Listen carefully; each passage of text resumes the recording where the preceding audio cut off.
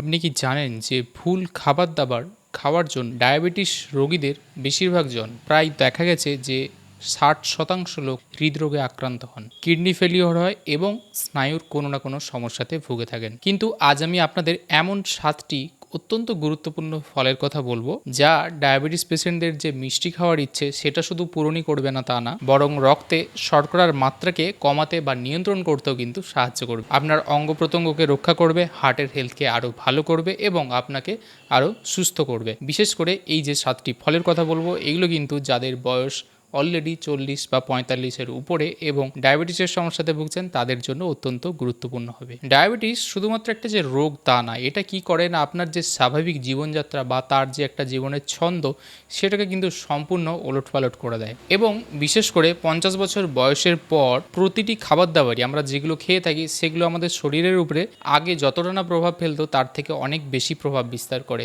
তাই এই সময়টাতে বিশেষ করে যারা ডায়াবেটিসের সমস্যায় ভুগছেন তাদের খাবার দাবারের ব্যাপারটা অত্যন্ত গুরুত্ব দেওয়া দরকার। আজকের এই ভিডিওতে এমন 7টি ফলের কথা আপনাদেরকে জানাবো যা আপনারা কম খরচে সহজলভ্যে পাবেন, এবং কিছু ফল রয়েছে মিক্সড যেগুলো হয়তো আপনাদের কারো কারো কাছে একটু কস্টলি মনে হতে পারে, কিন্তু সেগুলো যদি আপনারা ইউজ করেন বা খাদ্য তালিকায় রাখেন তাহলে দেখবেন অত্যন্ত ভালো উপকার পাচ্ছেন। তাই চলুন দেরি না করে জেনে নিই সেই 7টি ফলের কথা। প্রথমে আমরা চলে আসবো আমাদের যেটা 7 নম্বর ফল, অর্থাৎ একদম শেষে যে ফলটিকে আমি রেখেছি সেটা হলো কাঁচকলা। আপনি হয়তো কলা বলতে শুধু পাকা কলা বা যে খাবার কলা সেটাকেই আপনি হয়তো বেশিরভাগ সময় খেয়ে থাকেন, কিন্তু কাঁচকলার মধ্যে যে কত গুণাগুণ রয়েছে সেটা আজকে আমি আপনাদেরকে জানাবো। কাঁচকলার মধ্যে বিশেষত এমন কিছু উপাদান থাকে যা স্টার্চ রেজিস্ট্যান্স এবং ফাইবারের পরিমাণটা বেশ ভালো মাত্রায় থাকে, যা কি করে আপনার যে হজমের যে একটা ক্ষমতা সেটাকে একটু ধীর গতি বা স্লো ডাউন করে। অর্থাৎ খাবার খাওয়ার পর আমাদের যারা ডায়াবেটিসের সমস্যাতে ভুগছেন তাদের সুগার স্পাইক করার চান্স থাকে, কিন্তু এই কাঁচকলা সেটাকে প্রতিরোধ করে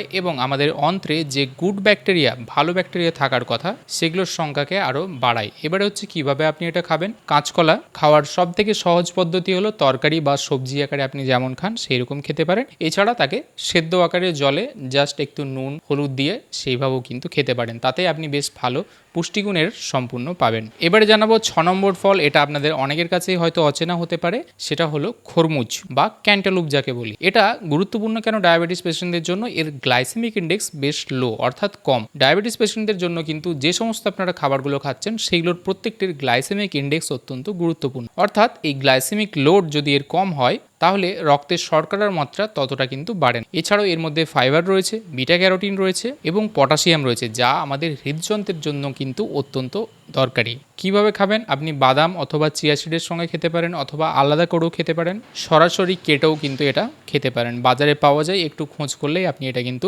জোগাড় করতে পারবেন। 5 নম্বর ফল যেটাকে আমরা প্রত্যেকেই চিনি এবং এটা আমাদের শরীরের জন্য দুর্দান্ত একটি উপকারী ফল, সেটা হলো আপেল। আপেলে আছে পেকটিন ফাইবার, যা আমাদের হজম শক্তিকে ধীর করে এবং শর্করার যে মাত্রা সেটাকে একটা নিয়ন্ত্রণের মধ্যে রাখতে সাহায্য করে। এছাড়াও এতে কোয়ারসেটিন নামে এক ধরনের উপাদান রয়েছে যা ইনসুলিনের যে সেন্সিটিভিটি সেটাকে বাড়ায় এবং আমাদের শরীরে বিভিন্ন প্রদাহ, ইনফ্লামেশন যেগুলো হয়ে থাকে সেগুলোকে কম করে। খাওয়ার পদ্ধতি, কাঁচা আপেল খেতে হবে এবং সেটা টাটকা হতে হবে এবং আপনাকে মনে রাখতে হবে খোসা সহ খেতে হবে, খোসা বাদ দিয়ে খেলে কিন্তু ততটা উপকার পাবেন না। এবারে চলে আসছি 4 নম্বর, আবার একটা ফল যেটা আপনাদের অনেকের কাছেই হয়তো খুবই সহজলভ্য, আবার অনেকের কাছে পাবেন না এবং এটার দামও কিন্তু একটু হয়তো বেশি পড়তে পারে, সেটা হলো কিউই। ফলটি একটি ছোট্ট ফল, কিন্তু এর মধ্যে ভরপুর মাত্রায় অ্যান্টিঅক্সিডেন্ট রয়েছে, অ্যাক্টিনিডিন নামে এনজাইম রয়েছে যা আমাদের প্রোটিন জাতীয় যে খাবারগুলো গ্রহণ করি সেগুলোকে হজম করতে সাহায্য করে এবং আমাদের শরীরে এটাও কিন্তু শর্করার মাত্রাকে বাড়তে দেয় না। প্রতিটি কিউইতে আপনি প্রচুর পরিমাণে ভিটামিন সি পাবেন এবং ভিটামিন সি আমাদের ওভারঅল ইমিউন সিস্টেমকে ইমপ্রুভ করতে সাহায্য করে, প্রদাহ কমায়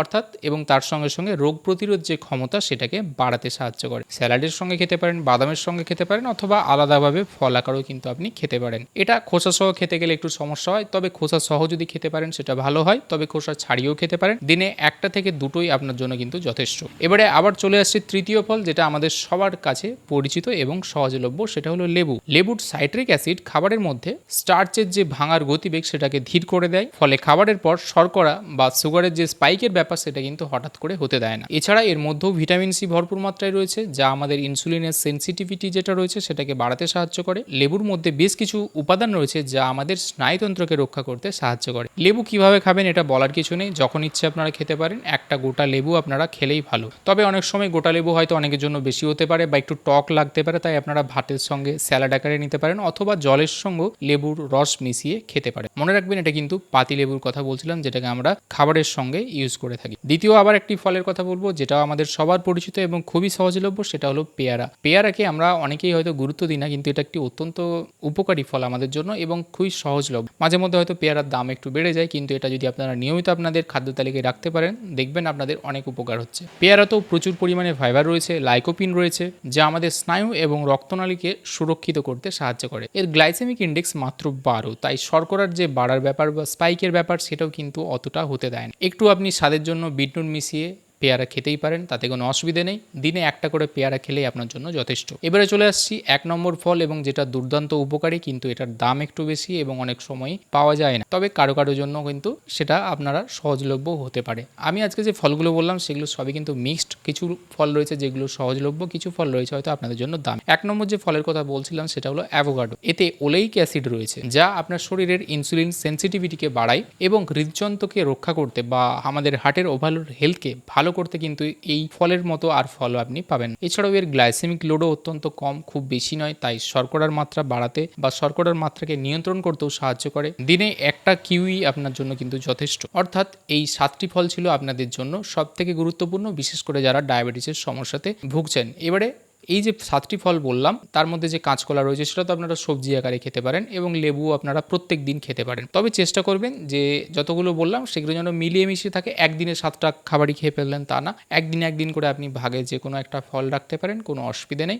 এবং মনে রাখবেন ডায়াবেটিস পেশেন্টদের জন্য কিন্তু কোনো ফলই বেশি মাত্রাতে খাওয়া উচিত না। অর্থাৎ মনে হলো যে আপেল উপকারী, আপনি একটার জায়গায় 2-3টে আপেল খেয়ে ফেললেন, তাহলে কিন্তু সেটা কিছু কিছু ক্ষেত্রে আপনাদের জন্য সমস্যা সৃষ্টি করতে পারে। সেই রকমই প্রত্যেকটা ফলই একটা করে আপনি খেতে পারেন, এবং সপ্তাহে 1 দিন থেকে 2 দিন আপনি রিপিট করতে পারেন। তবে আপনি যদি একটা মোটামুটি ডায়েট চার্ট ঠিক করে ফেলেন যে এক দিন একটা খাবেন, তাহলে সেটা সব থেকে ভালো হয়। 50 বছর বয়সের পর ডায়াবেটিসের থেকে নিজেকে রক্ষা করতে, এবং ডায়াবেটিস যদি অলরেডি হয়ে গেছে তাহলে সেখান থেকে নিজেকে ঠিক রাখার জন্য কিন্তু আপনার খাবার দাবারের ব্যাপারটা অত্যন্ত জরুরি। এই ফলগুলো আপনার কিন্তু মিষ্টি জাতীয় ফলে যে ক্রেভিং, সেটার থেকেও আপনাকে আটকাবে বা রক্ষা করবে, আপনার হৃদযন্ত্রকে সঠিক রাখবে, কিডনি, স্নায়ু এগুলো যে রয়েছে সেগুলোকে সুরক্ষিত রাখবে, এবং ওভারঅল একটা কিন্তু আপনার শরীরকে ভালো জায়গাতে নিয়ে যাবে। কমেন্টে অবশ্যই জানাতে ভুলবেন না 7টি ফলের মধ্যে যদি আপনার কোনো ফল প্রিয় থাকে, এবং অলরেডি হয়তো আপনারা যদি খেয়ে থাকেন তার উপকার পাচ্ছেন, সেটাও কিন্তু জানাতে ভুলবেন। আজকের ভিডিওটি এই পর্যন্ত হলো বন্ধুরা। আশা করি আজকের এই ভিডিওটা আপনাদের ভালো লেগে থাকবে এবং উপকার আসবে। ভিডিওটি যদি ভালো লেগে থাকে এবং উপকার আসে, তাহলে অবশ্যই লাইক করবেন, কমেন্ট করবেন এবং শেয়ার করবেন আপনাদের বন্ধু বান্ধবদের সঙ্গে। এবং আমার চ্যানেলটি যদি এখনো সাবস্ক্রাইব না করে থাকেন, তাহলে অবশ্যই চ্যানেলটি সাবস্ক্রাইব করে বেল আইকনটা প্রেস করে দেবেন, যাতে করে পরবর্তীকালে এরকম ভিডিও আপলোড হওয়ার সঙ্গে সঙ্গে আপনারা নোটিফিকেশন পেয়ে যান। দেখা হবে পরে আবার এরকম একটি ভিডিওতে। ততদিন ভালো থাকবেন, সুস্থ থাকবেন, ধন্যবাদ।